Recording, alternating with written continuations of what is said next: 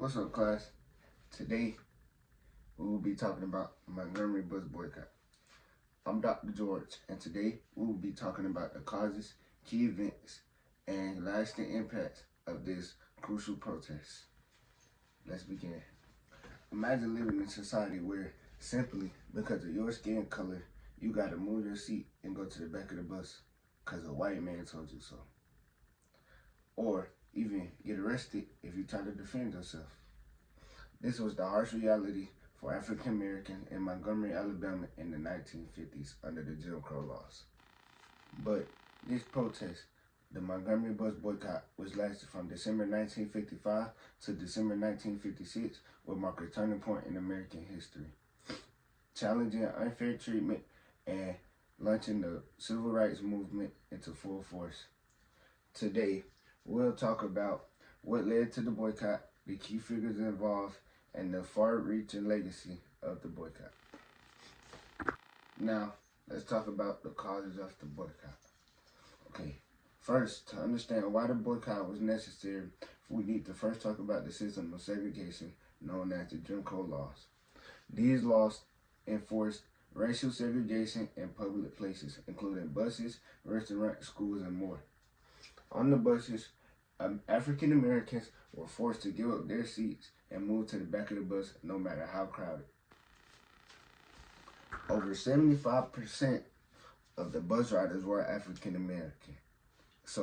But instead of riding the buses, they chose to carpool, or walk, or use black-owned taxis.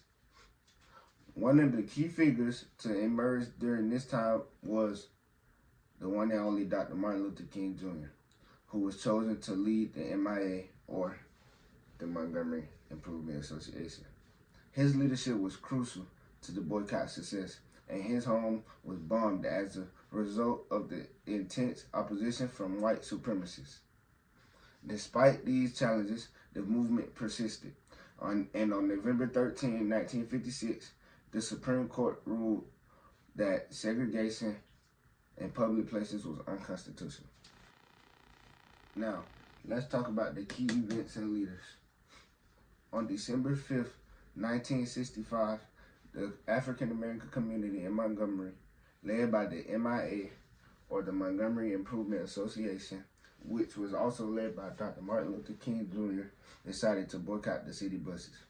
The boycott was a direct response to the systematic discrimination that black people faced on public transportation. This boycott wasn't just a symbolic protest, it was a powerful act of defiance. Today, the bus boycott Montgomery. Today, the Montgomery bus boycott remains an important example of the power of collective action and nonviolent resistance. It's a powerful reminder of how ordinary people, when united for a common cause, can achieve extraordinary things.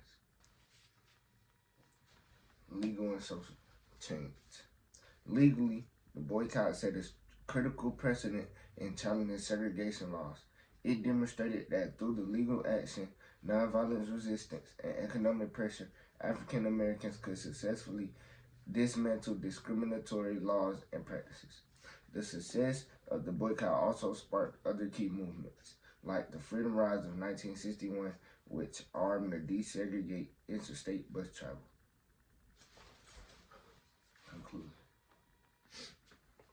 In conclusion, the Montgomery bus boycott was much more than a protest about bus segregation. It was a bold stance for justice, equality, and civil rights.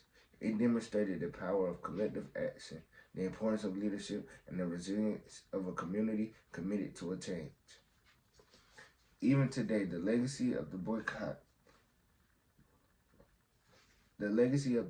reminds us that when people come together to stand against injustice, real change is possible.